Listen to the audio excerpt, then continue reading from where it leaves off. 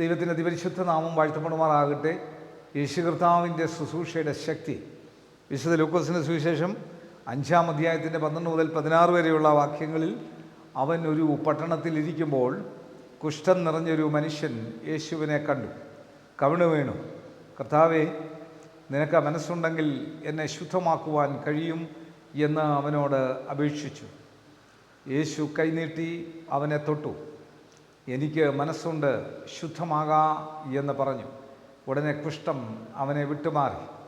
അവനവനോട്, ഇത് ആരോടും പറയരുത്, എന്നാൽ പോയി നിന്നെ തന്നെ പുരോഹിതന് കാണിച്ച് അവർക്ക് സാക്ഷ്യത്തിനായി മോശ കൽപ്പിച്ചതുപോലെ നിന്റെ ശുദ്ധീകരണത്തിനുള്ള വഴിപാട് അർപ്പിക്ക എന്ന് അവനോട് കൽപ്പിച്ചു. എന്നാൽ അവനെക്കുറിച്ചുള്ള വർത്തമാനം അധികം പരന്നു. വളരെ പുരുഷാരം വചനം കേൾക്കേണ്ടതിനും തങ്ങളുടെ വ്യാധികൾക്ക് സൗഖ്യം കിട്ടേണ്ടതിനും കൂടി വന്നു. അവനോ നിർജ്ജനദേശത്ത് വാങ്ങിപ്പോയി പ്രാർത്ഥിച്ചുകൊണ്ടിരുന്നു.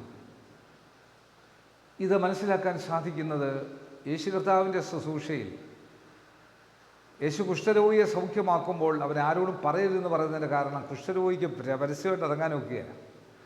കുഷ്ഠം വന്നാൽ അവൻ പുരോഹിതൻ്റെ അടുക്കൽ ചെന്ന് കുഷ്ഠം സൗഖ്യമാകുന്ന പുരോഹിതൻ കുഷ്ഠത്തെ തൊട്ടാൽ അവന് പകരുകയില്ല. അവൻ്റെ കുഷ്ഠത്തിൻ്റെ ആ വടുവേൽ തൊട്ടാൽ പുരോഹിതന് പകരുകയില്ല. അതുകൊണ്ട് ആ സഭയുടെ ഡിസിപ്ലിൻ തെറ്റിക്കുവാൻ യേശു ആഗ്രഹിക്കുന്നില്ല. അതുകൊണ്ട് യേശു പറഞ്ഞ് അവനോട് പറയരുത്, നീ മിണ്ടരുത്, ഞാൻ സൗഖ്യം തന്നത്. ബുദ്ധിയോടെ ചെയ്യുവാൻ. അതുകൊണ്ട് യേശു കർത്താവ് പറഞ്ഞത്, പാമ്പിനെപ്പോലെ നിങ്ങൾ ബുദ്ധിയുള്ളവരായിരിക്കണം, പ്രാവിനെപ്പോലെ നിഷ്കളങ്കരായിരിക്കണം. യേശുവിന് വേണേൽ പറയാം, നീ മോശയുടെ ന്യായപ്രമാണമൊന്നും വേണ്ട, ഞാനല്ലേ ദൈവം. അല്ല, അവനെ അത് പഠിപ്പിക്കുകയാണ്, ഡിസിപ്ലിൻ പഠിപ്പിക്കുകയാണ്. എനിക്ക് നിങ്ങൾക്കും സ്പിരിച്വൽ ഡിസിപ്ലിൻ ഉണ്ടായിരിക്കണം, എനിക്ക് നിങ്ങൾക്കും ഫിനാൻഷ്യൽ ഡിസിപ്ലിൻ ഉണ്ടായിരിക്കണം. ഡിസിപ്ലിൻ നമ്മുടെ പാർട്ടായിരിക്കണം, ജീവിതത്തിൻ്റെ ഭാഗമായിരിക്കണം.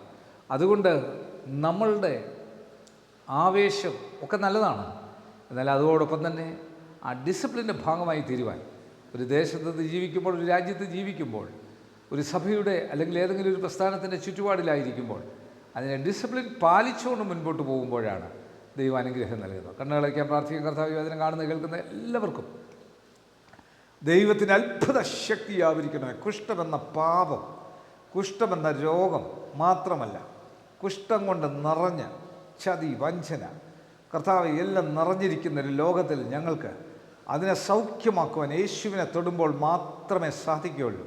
യേശുവിനെ തൊടുമ്പോഴാണല്ലോ ആ കുഷ്ഠമെന്ന പാപത്തിൽ നിന്ന് വിടുതൽ കൊടുക്കുന്നത്. കർത്താവെ, അത് ഞങ്ങൾക്ക് സാക്ഷ്യമുള്ളവരായി തീരുവാൻ പുരോഹിതൻ അത് സാക്ഷ്യപ്പെടുത്തണമല്ലോ, മോശ അത് സാക്ഷ്യപ്പെടുത്തണമല്ലോ. കർത്താവിൻ്റെ കരത്തിൽ കൃപയിൽ ആശ്രയിച്ചുകൊണ്ട് സാക്ഷ്യമുള്ളവരായി ജീവിക്കുവാൻ ഞങ്ങളെ സഹായിച്ചാട്ടെ. യേശുവെ നന്ദി, യേശുവെ സ്തോത്രം, യേശുവെ ആരാധന, യേശുവെ മഹത്വം. യേശു മൂലം പ്രാർത്ഥന കേൾക്കണം നല്ല പിതാവേ. ആമീൻ. God bless U.